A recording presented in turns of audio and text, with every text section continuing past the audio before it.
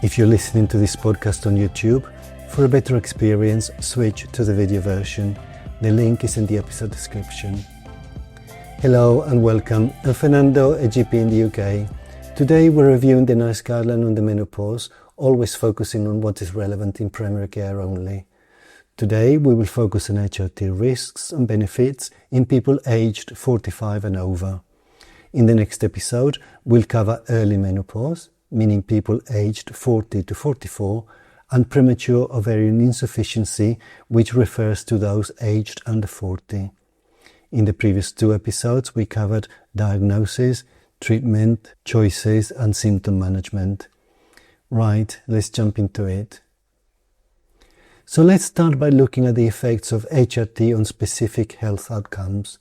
When discussing the risks of individual medical conditions, NICE recommends using its HRT discussion aid to explain risks and benefits more clearly. The link to this aid is in the episode description. It presents the information as the number of cases per 1,000 people over a 5 to 10 year period. So in practice, the message is more nuanced than simply saying that HRT is safe or unsafe. Let's first look at the effects that are similar with combined and estrogen-only HRT.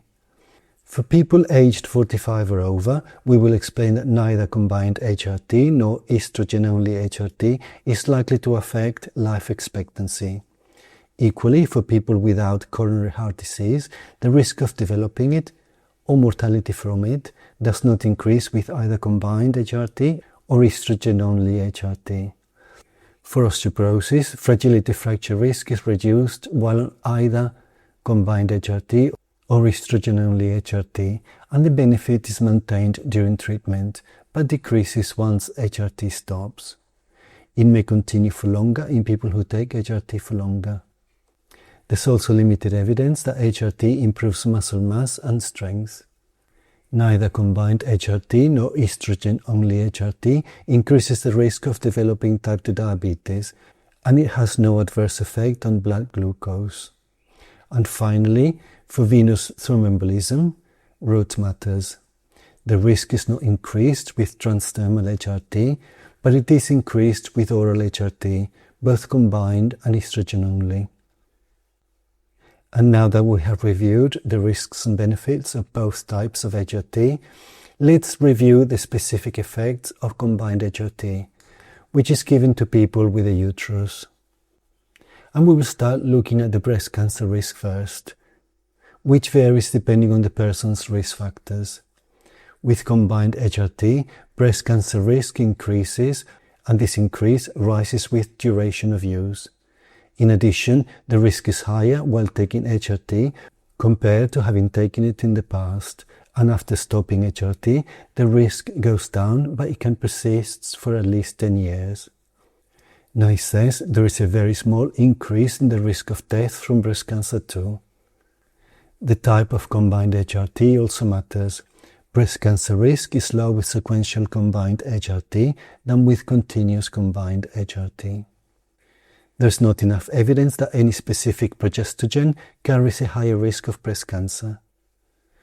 Contrary to what happens with breast cancer, for endometrial cancer, continuous combined HRT reduces risk, whereas sequential combined HRT may slightly increase it, and this increases with the duration of use, fewer days of progestogen per cycle, or a higher dose of estrogen. For ovarian cancer, there is a very slight increase in risk with combined HRT, but we should explain that the baseline population risk in women under 60 is very low. For dementia, the risk might increase if it is started at the age of 65 or over.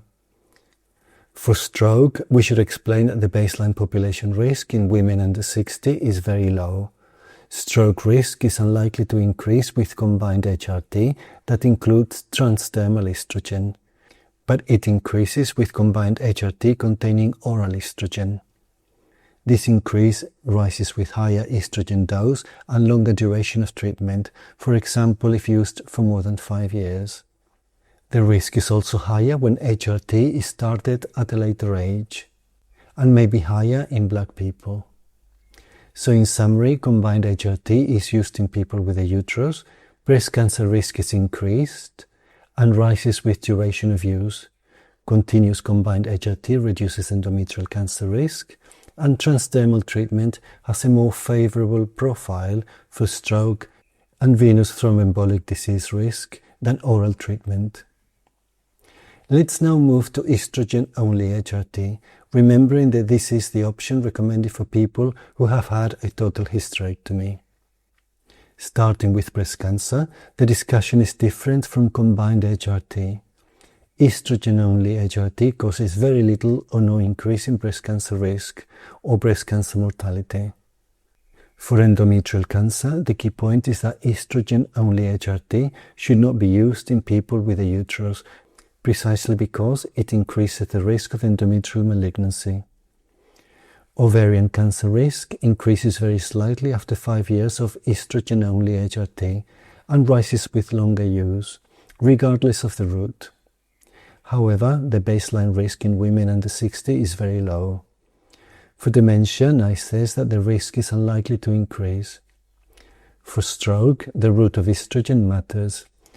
Stroke risk increases with oral estrogen-only HRT, and this increase rises with a dose of estrogen and if started after the age of 60.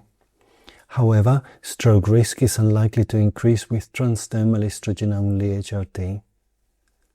So, in summary, estrogen-only HRT is generally used after total hysterectomy. The effect on breast cancer risk is very small or not increased at all, and transdermal treatment has a more favourable profile for stroke and venous thromboembolic disease risk than oral treatment. So that is it, a review of a section of the NICE guideline on the menopause. We have come to the end of this episode. Remember that this is not medical advice, but only my summary and my interpretation of the guidelines. You must always use your clinical judgment. Thank you for listening, and goodbye.